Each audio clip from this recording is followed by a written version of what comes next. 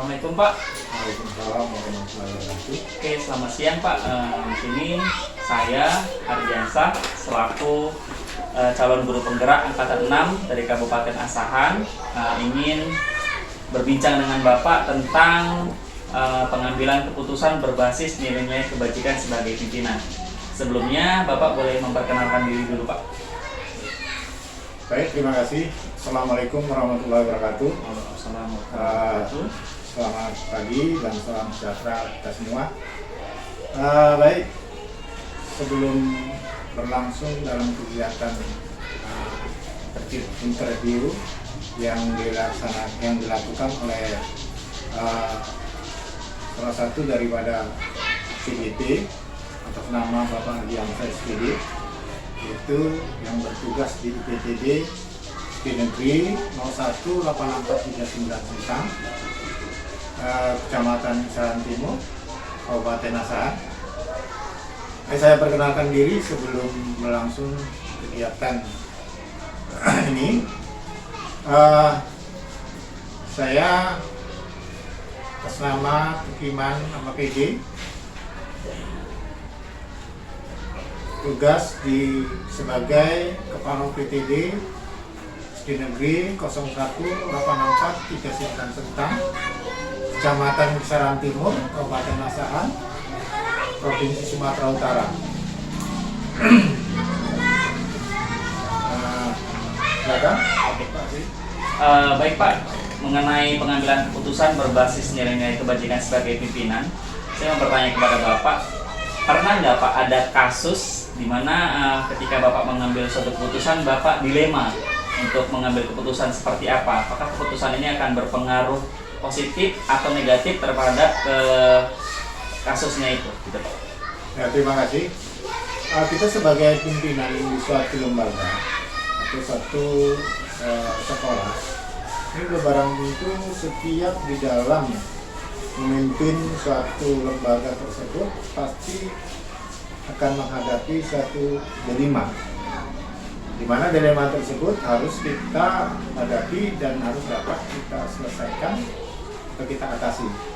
Saya rasa demikian. Boleh diceritakan Pak, kasusnya seperti apa gitu? Ya, oke, terima kasih. Jadi kasus yang pernah dihadapi di dalam setiap lembaga pendidikan tersebut, misalnya satu orang anak didik yang mengalami suatu permasalahan, umpamanya seperti anak ini terlalu bandel, saya katakan, atau temperamen, selalu mengganggu teman-temannya. Ini juga perlu harus kita atasi dan untuk menyelesaikan dilema tersebut, ya, sehingga agar tidak mengganggu daripada teman-teman yang lain. Saya rasa demikian. Jadi dilema seperti apa yang Bapak alami? Sehingga membuat Bapak itu bingung untuk mengambil suatu keputusan gitu. Pertimbangan seperti apa? Pada saat terjadi dilema, sebagai seorang pimpinan harus membuat satu keputusan. Jadi pada umumnya untuk mengambil satu keputusan tersebut ataupun cara untuk mengatasi dilema tersebut, ya, ini harus kita adakan langkah-langkah. Ya, langkah-langkah tersebut adalah pertama kita harus ambil orang tua daripada anak tersebut. Kemudian kita sampaikan permasalahan-permasalahan yang terjadi dan kemudian masalah-masalah yang sudah dilakukan oleh anak terhadap teman-temannya. Nah, kemudian ini terjadi pada anak kelas 6. Jadi dilemanya di dalam kegiatan tersebut, ya, atau permasalahan yang timbul pada anak kelas 6 ini, sementara anak kelas 6 ini dia sudah terdaftar di dalam yang dikatakan dengan DPU, daftar peserta ujian nasional. Jadi dilemanya apabila anak sudah terdaftar di dalam daftar peserta ujian nasional, ini kita tidak bisa atau tidak dapat melakukan tindakan atau sepihak yang merugikan si anak. Umpamanya contohnya kita mengeluarkan atau memindahkan. Jadi kita harus membuat satu keputusan bahwa anak ini tetap harus dapat belajar di sekolah kita sebagaimana yang telah ditetapkan dalam wajib belajar 9 tahun. Saya rasa demikian. Oke, berarti kasusnya ada seorang anak didik yang melakukan kenakalan ya, dan dia berada di kelas 6 dan sudah semester 2 juga. Jadi dilema etika yang Bapak alami, di satu sisi Bapak ingin mendisiplinkan anak didik tersebut, namun di sisi lain kalau dia dikeluarkan dari sekolah maka akan berimbas pada masa depan anak, karena kalau dia dikeluarkan pada waktu kelas 6 semester 2 itu sudah tidak mungkin ya Pak, karena sudah terdata di DPUN, daftar peserta ujian nasional. Baik Pak, tadi langkah-langkahnya selain memanggil orang tua siswa, mungkin apa yang menjadi pertimbangan Bapak mengambil suatu keputusan?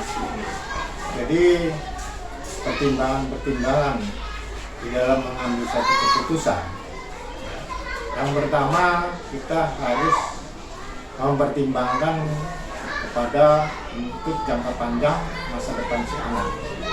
Tandanya kita mengambil satu keputusan yang tidak mempertimbangkan daripada masa depan si anak,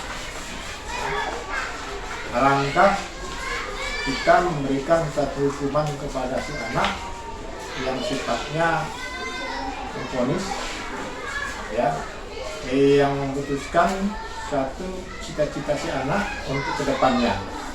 Sebab apabila kita mengambil satu keputusan untuk memberhentikan si anak atau mengeluarkan dari sekolah, ini otomatis si anak tidak dapat melanjutkan ke sekolah-sekolah lain, sehingga akan berdampak kepada cita-cita ataupun masa depan si anak. Saya rasa demikian. Nah, jadi cukup banyak pertimbangannya Pak ya. Nah, biasanya untuk pertimbangan-pertimbangan itu, prinsip apa yang Bapak ambil? Prinsip dalam mengambil keputusan itu, Pak? Dalam mengambil suatu keputusan, ya, pertimbangan-pertimbangan yang kita ambil yaitu berpihak kepada murid, kemudian bertanggung jawab, kemudian nilai kebijakan yang kita ambil. Jadi kembali lagi ya Pak ya, setiap keputusan yang kita ambil itu memang harus kita kembalikan kepada murid, karena memang kita sekolah, apalagi sekolah kita juga mencakup sekolah ramah anak ya. Jadi setiap keputusan kita ambil harus berpihak pada murid, kemudian keputusan kita ambil juga harus bertanggung jawab dan mempunyai nilai-nilai kebijakan. Iya benar. Baik Pak. Jadi keputusannya adalah siswa tersebut tetap bisa sekolah dengan syarat memanggil orang tua, kemudian adalah tentu perjanjian-perjanjian yang disepakati. Nah, boleh disebut nggak perjanjian seperti apa yang diutarakan kepada siswa atau orang tua siswa tersebut, Pak? Jadi, terima kasih. Setelah kita mengambil satu keputusan untuk satu kebijakan, ya. Jadi, kebijakan yang kita ambil mengambil keputusan tersebut, setelah kita panggil daripada wali murid tersebut, maka kita membuat suatu perjanjian, ya, yang di dalam surat perjanjian tersebut menyatakan bahwa orang tua si anak mampu untuk lebih banyak memberikan arahan dan bimbingan, dan kemudian juga lebih banyak memberikan motivasi kepada si anak agar si anak tidak berbuat yang seperti yang sudah dia lakukan. Dan kemudian si anak juga kita berikan arahan dan bimbingan, ya, secara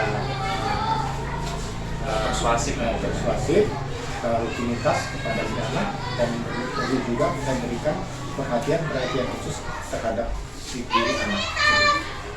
Oke, jadi putusannya si anak harus menjalankan apa yang telah disepakati ya Pak ya, sampai waktu yang telah ditentukan. Karena memang ini menjadi dilema semua pihak. Kalau sudah kelas 6, kelas 9 dan kelas 12 itu biasanya sekolah agak sulit mengeluarkan siswa-siswi tersebut karena satu dan lain hal. Baik Pak, terima kasih atas waktunya. Saya mendapatkan banyak sekali pelajaran atas wawancara kali ini.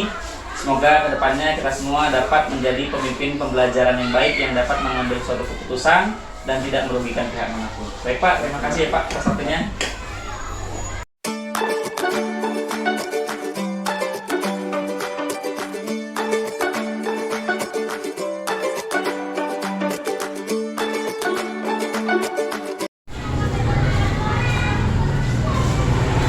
Oke.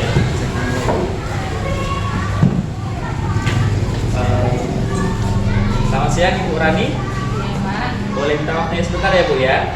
Oke, sebelumnya Bu, saya ingin melakukan wawancara dengan Ibu terkait pengambilan keputusan berbasis nilai-nilai kebajikan sebagai seorang pemimpin. Nah, sebelum kita mulai wawancara kita, boleh Bu diperkenalkan dulu dirinya? Baiklah, nama saya Sri Maharani. Saya sebagai guru dan kepala perpustakaan di PTD SDN 018439 Sentang, Kecamatan Kisaran Timur, Kabupaten Asahan. Oke, baik. Oh, berarti Ibu di sini megang dua jabatan sekaligus ya, sebagai guru kelas dan sebagai kepala perpustakaan di UPTD 018439 Sentang. Baik Bu, di sini langsung saja. Selama Ibu memangku jabatan sebagai guru dan kepala perpustakaan, pernah nggak Ibu mengalami suatu permasalahan yang kayaknya ragu deh saya jawabannya seperti ini gitu? Pernah, Pak. Pernah itu saya. Pernah ya? Namanya suatu kerjaan pasti ada Oh, ini iya. ya pasti ya. Pasti. Oke Bu, boleh diceritakan kasusnya Bu? Kasus yang terjadi itu banyak sih, Pak. Tapi salah satunya tentang peminjaman buku. Kalau di dalam perpustakaan itu kan ada beberapa aturan, Pak. Contohnya tentang meminjam buku, tapi ada syaratnya. Boleh dibawa pulang atau tetap baca di ruangan perpus. Tapi yang menjadi permasalahan ini, buku kami tadi terbatas, Pak. Bagaimana supaya anak itu tetap meminjam buku? Nah, di sini saya bingung yang ambil keputusan. Sementara di dalam perpustakaan tadi aturannya tidak boleh meminjamkan buku kepada anak tersebut. Tapi anak ini tadi butuh. Jadi timbul kebimbangan ya Bu ya, karena aturan Saya sekolah ambil gitu. keputusan sebagai ketua perpustakaan ini ya kan. Jadi karena tidak boleh ya, karena kuantitas buku sangat terbatas ya Bu ya. Terbatas. Apalagi kadang beberapa siswa ini setelah pinjam dia lupa membalikannya ya gitu. Membalikannya. Tapi pas butuh pula ya Bu ya. Jadi ya mau nggak dipinjam, kasihan dipinjamkan, tapi panggil terbatas. Jadi terjadi dilema etika ya Bu ya. Kira-kira apa Bu dilema yang Ibu alami pada waktu itu? Masalahnya ini Pak, ini tadi anak tadi ini meminjam buku, tapi kan nggak boleh buku ini dibawa pulang. Ada satunya Pak, dia memang pintar, dia ingin meminjam buku, tapi seingat saya dia belum mengulangkan buku waktu pertama kali pinjam. Tapi ketika saya tanya, bukunya udah dikembalikan. Di sini saya dilemanya Pak. Kalau dilihat dari segi anaknya nggak mungkin bohong gitu. Nah, kalau dari anaknya tadi pintar, jujur. Kalau untuk berbohong itu jauh lah Pak. Nggak yakin saya kalau dia itu berbohong.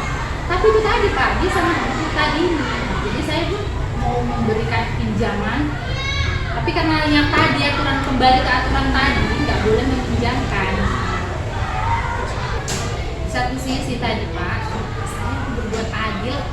Tapi gimana ya Pak, rasa kasihan saya ini karena sama si anak tadi ini membantu pinjam dia buku, pinjam balik lagi ke aturan awal Pak. Nggak boleh minjem buku ya Bu ya. Nggak boleh minjem buku. Nah, seorang anak di sekolah itu kan memang ada Pak, kayak tadi minjam buku di perpustakaan gitu Pak. Ya lah, salah satu hak seorang anak itu kan mendapatkan yang bermanfaat sama mendapatkan fasilitas sekolah yang layak Bu ya.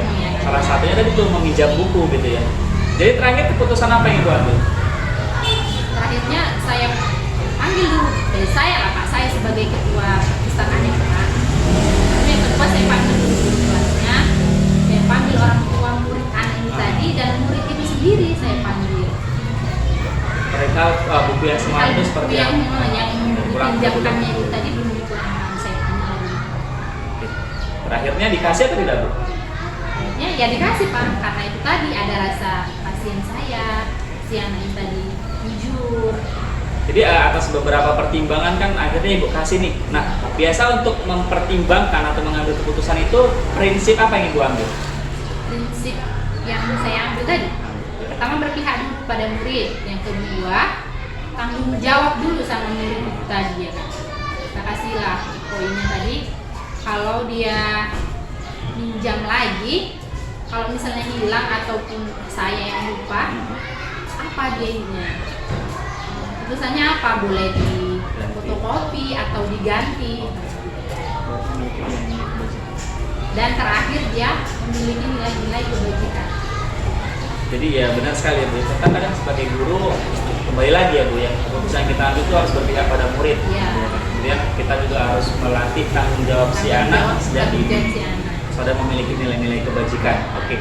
Tadi untuk Ibu bingungnya tadi ya, mau berbuat adil tapi kasihan gitu. Iya. Karena kalau tidak di sekolah dia berada menuntut ilmu, mau di mana lagi dan minjem buku. Seperti dari itu. mana lagi? Iya. Oke, baik Bu, di sini kan keputusan yang Ibu ambil pada akhirnya nih setelah berdasarkan 3 prinsip tadi ya, berpihak pada murid, terus bertanggung jawab dan memiliki nilai kebajikan, yang pada akhirnya Ibu memutuskan untuk meminjamkan buku tersebut pada si anak dengan syarat-syarat tertentu ya. Salah satunya mungkin apa Bu? Langkah-langkah apa aja yang udah Ibu ambil untuk mengambil keputusan tadi itu? Ya itu yang pertama saya lah Pak selalu pernah perpustakaan. Kemudian guru kelasnya saya panggil, orang tua muridnya saya panggil, saya tanya kan. Dan yang utamanya lagi anak tersebut, bagaimana supaya tetap dia tanggung jawab, supaya ada koordinasi yang baik antara kepala perpustakaan ya, wali kelas itu sendiri, dan orang tuanya dan anak itu sendiri. Baik Bu, mungkin ada lagi langkah-langkahnya untuk keputusan itu supaya enggak di kemudian hari itu nggak timbul masalah yang lain gitu. Ada sih Pak, saya lihat dulu ada nggak nilai-nilai yang bertentangan, ya kan? Yang bertentangan dia yang melanggar aturan, kan? Lalu siapa yang terlibat dalam situasinya itu, ya kan? Jelas itu yang terlibat itu pasti Ibu ya selaku kepala perpustakaan, baru tadi wali kelasnya, baru orang tua siswa tersebut dan anak itu sendiri ya. Baik Bu, berdasarkan keputusan Ibu tadi, ada nggak Ibu temukan fakta-fakta yang mendukung Ibu akhirnya berani mengambil keputusan itu? Ada Pak, fakta-faktanya itu tadi ada. Dari saya lihat dari anak itu, kalau Ibu berbohong enggak, terus pintar Pak, ya kan nggak mungkin juga saya nggak minjam. Adalah rasa kasih saya. Oke, berarti udah dari situ udah kuat lah Ibu, ya udahlah kasihkan aja karena kasihan gitu ya. Keputusan itu tadi memang udah betul-betul kuat dari segi yang kita telusuri tadi. Terus Bu, mungkin Ibu ada memilih dan menimbang begitu kan, entah mungkin ada yang Ibu langgar ya, atau apa gitu, norma-norma yang Ibu langgar, atau mungkin norma hukum gitu. Saya sih enggak. Menurut saya nggak ada sih Pak. Aturan sekolah aja ya. Udah aturannya gitu. Jadi palingan cuma yang tadi itu ya, karena sekolah itu bukunya sangat terbatas, jadi kalau dipinjam siswa, ada siswa lain yang meminjam itu jadi nggak bisa gitu ya. Lihat di situ. Jadi itu tadi Pak, nggak ada yang dilanggar dalam aturan-aturan itu. Baik Bu, di sini kalau seandainya nih permasalahan Ibu ini kan nih saya rekam nih kan, kalau kita publikasikan di media sosial saya gitu, itu ada masalah nggak? Jelas nggak? Iya jelas nggak dong Pak? Saya bisa Kan justru malah senang saya Pak bisa Bapak wawancarain saya selaku kepala perpustakaan. Jadi saling berbagi ya Bu ya. Siapa tahu nanti ada kepala perpustakaan lain mengalami hal yang sama seperti Ibu. saya. Jadi kayak mendapat gambaran lah langkah apa yang bisa diambil. Langkah-langkah apa yang bisa diambilnya dia. Kira-kira apa Bu yang menjadi idola Ibu untuk menjadi perpustakaan itu siapa? Ada Pak kepala perpustakaan saya yang dulu? Kalau idola itu Pak, ini sih Siapa itu? kepala perpustakaan yang dulu Pak. Apa ibu yang membuat ibu mengidolakan beliau? Yang pertama, dia itu teliti pak. Contohnya kayak yang tadi kita temukan nggak pak? Saya kayaknya kurang teliti karena tadi lupa. Nah, tersebut tadi sebenarnya tidak mengulangkan, tapi si anak tadi bilang mengulangkan. Nah, yang pertama teliti pak.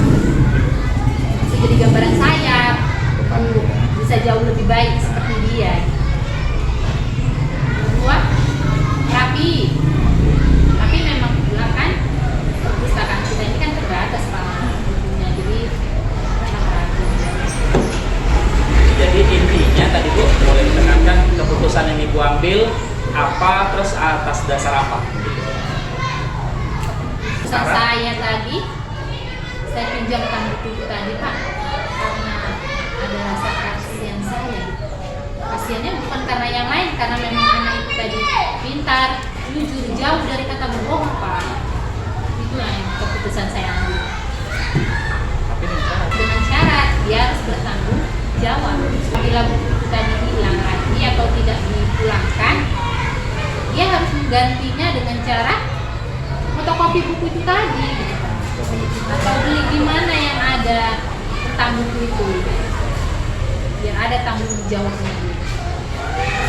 Oke baik Ibu, ini wawancara kali ini sangat menarik sekali ya, karena memang kita di beberapa sekolah itu perpustakaannya sangat minim ya. Jadi ya seperti dilema gitu ya, mau dipinjam bukunya sedikit, tapi kalau nggak dikasih ada rasa kasihan ya seperti itu. Baik Ibu, terima kasih atas waktunya. Wah, senang sekali saya bisa berkomunikasi mewawancarai Ibu tentang kasus ini. Saya rasa kasusnya juga banyak dialami dengan para guru-guru yang lain, kepala perpustakaan yang lain. Saya berharap nanti setelah saya upload videonya dapat menjadi pembelajaran bagi kita semua. Iya, Baik, terima kasih Bu ya atas waktunya Bu ya.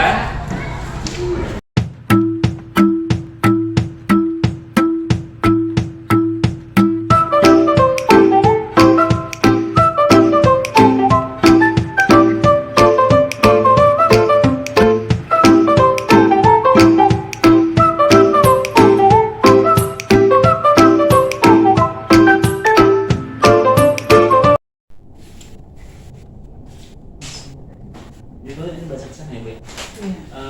Assalamualaikum Bu Bijar. Gimana kabarnya nih Bu? Sehat Bu? Waalaikumsalam, Ardi. Alhamdulillah, kabarnya baik Ardi. Ardi sendiri gimana? Sehat kan? Alhamdulillah sehat nih Bu. Oh iya Bu, gini nih Bu, hari ini saya akan mewawancarai Ibu perihal tugas saya sebagai guru penggerak Angkatan 6 yang berasal dari Kabupaten Asahan tentang modul 3.1, yaitu tentang pengambilan keputusan berbasis nilai-nilai kebajikan sebagai pimpinan. Oh boleh Pak Ardi, silakan Pak. Oke Bu, bisa kita mulai ya Bu ya. Sebelumnya, silakan Ibu memperkenalkan diri dulu Bu. Baik, Assalamualaikum. Assalamualaikum warahmatullahi wabarakatuh. Saya Anizar, Kepala Sekolah UPTD SD 017 016 Kisaran Naga. Baik Bu, to the point aja ya Bu ya. Jadi selama Ibu menjabat sebagai kepala sekolah di UPTD Kisaran Naga tersebut, pernahkah Ibu mengalami suatu kendala yang solusi dari permasalahan itu membuat Ibu tuh menjadi ragu, bimbang atau bahkan dilema gitu Bu?